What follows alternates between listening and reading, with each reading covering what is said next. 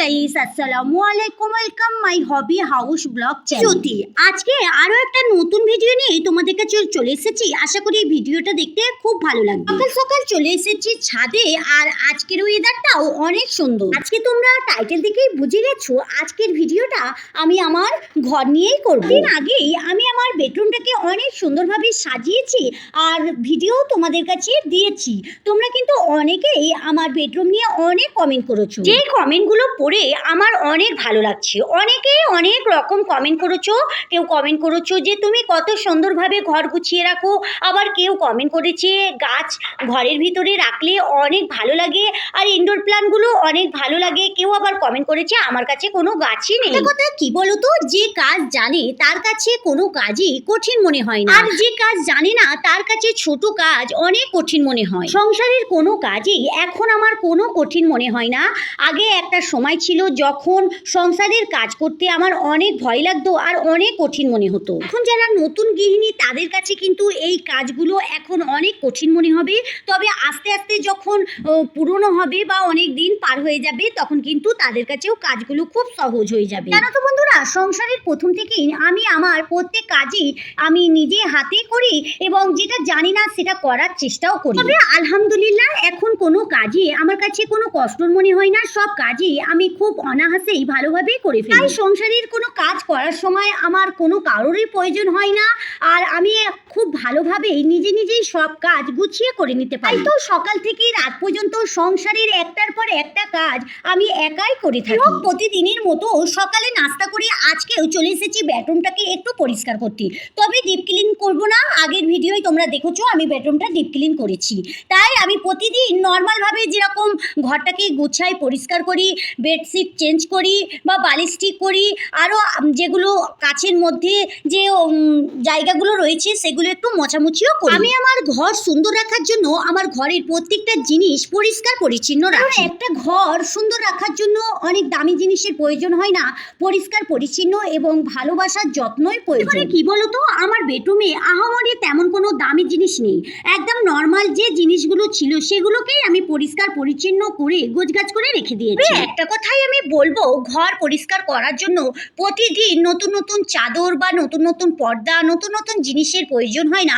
প্রতিদিন যদি ঘরকে পরিষ্কার পরিচ্ছন্ন করে রাখা হয় তাহলে ঘর অনেক পরিষ্কার থাকে। যাই হোক বন্ধুরা, তোমাদের সঙ্গে কথা বলতে বলতে ঘরটা আমার পরিষ্কার করা হয়ে গেছে। আমি প্রতিদিন এইভাবেই ঘরটাকে পরিষ্কার করি। তো যখন ডিপ ক্লিন করি তখন অতটা হ্যারাসমেন্ট হতে হয় না, আর খুব সহজেই ডিপ ক্লিন করা হয়ে যায়। এখন চলে এসেছি রান্নাঘরে, আর এখানে হাজবেন্ড কিছু সবজি বাজারও এনেছে, সেগুলোই এখন মানে বার করে নিচ্ছি। আর যেগুলো রান্না করার আজকে রান্না করব, তারপরে বাদ বাকি ফ্রিজে রেখে দেবো। আজকে ভাবলাম রান্না করব একটু শাক আর একটু চিকেন, আর এখানে শাকটাকে প্রথমে আমি বেছে নিচ্ছি।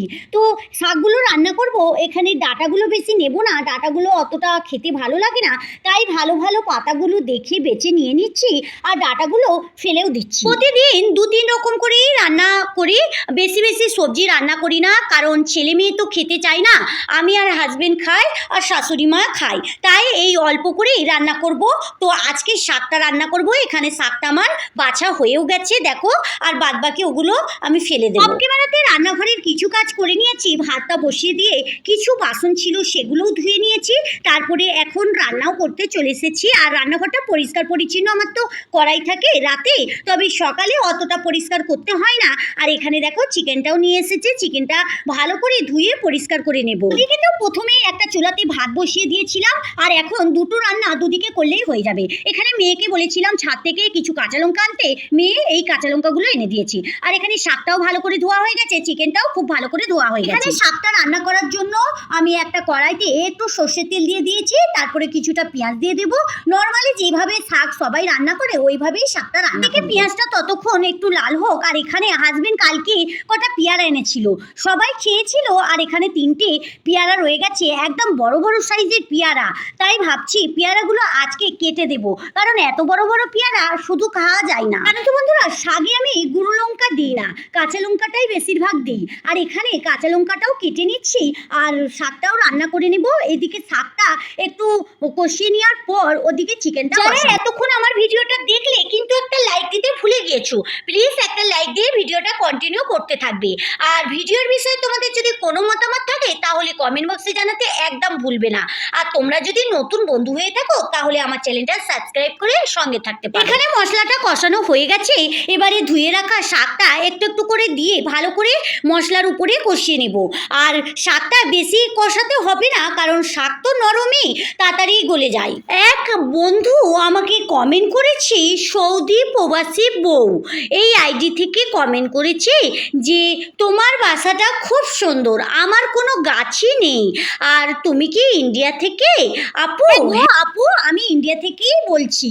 আর তুমি কোথা থেকে আমার ভিডিওটা দেখছো? যদি আজকের ভিডিওটা দেখে থাকো তাহলে তুমি অবশ্যই কমেন্ট বক্সে আমাকে জানাও। হয়তো আজকের ভিডিওটা লক্ষ্য করেছো কি জানি না, এখানে যে আমার ইন্ডাকশন ওভেন এবং মিক্সচার মেশিনটা রাখা রয়েছে, এখানে কিন্তু অন্য একটা র্যাক ছিল, সেই র্যাকটা কিন্তু আমি সরিয়ে দিয়েছি আর এখানে একটা ছোট মতো র্যাক রেখে দিয়েছি। কারণ জানো তো বন্ধুরা, ওই র্যাকটাতে এত ইঁদুর হচ্ছিল, আর আমি তো ইঁদুরকে খুব ভয় পাই, আর ইঁদুর আমার মানে এতটাই ভয় লাগে, তোমাদের কি বলবো।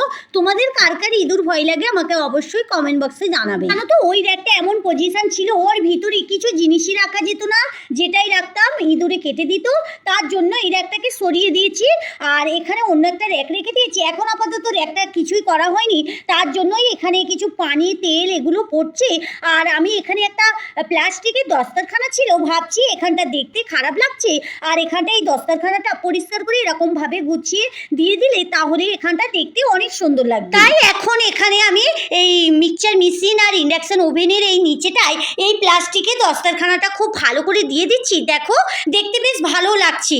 আর পরে কিছু একটা এটা করা যাবে। রান্নাঘরে রান্না করার সময় প্রত্যেকটা জিনিস যদি হাতের কাছে না থাকে তাহলে রান্না করতে তো ভালোই লাগে না, আর মনটাও অনেক খারাপ লাগে। তাই আমি সব সময় চেষ্টা করি আমার রান্নাঘরের প্রত্যেকটা জিনিস যেন আমার হাতের কাছেই থাকে। কদিন ইঁদুরগুলো এতটাই জ্বালাচ্ছে কি বলবো, তাদেরকে কিছুই ব্যবস্থা করতে পারি না।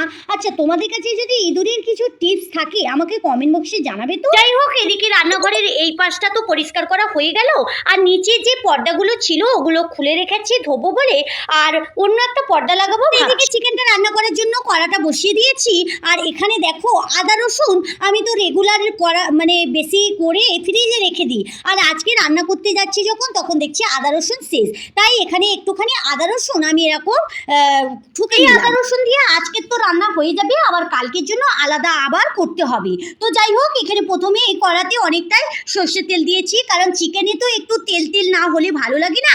আর বেশ কিছুটা পেঁয়াজ ওইতে দিয়ে দিয়েছি, আর এখানে দুটো বড় সাইজের টমেটো ছোট ছোট করে কেটে নিচ্ছি। সাধারণত অনেকজনকে রান্না করতে দেখেছি চিকেনে আর মাটনে একটু গন্ধ থাকার কারণে টমেটো বেশিরভাগটা দেয়। আর জানো তো বন্ধুরা, টমেটো দেওয়ার পর যে একটা গন্ধ থাকে হালকা, ওই গন্ধটা কিন্তু আর লাগে না। তবে আমি মাটনে কোনোদিন টমেটো দিইনি, তবে চিকেনে বেশিরভাগই দিই, আর টমেটোটা দেওয়ার পর চিকেনটা কিন্তু খেতে অনেক ভালো লাগে। পেঁয়াজের উপরে টমেটোটা দিয়ে দিলাম, দিয়ে বেশ ভালো করে একটু একটু নেড়ে নেব।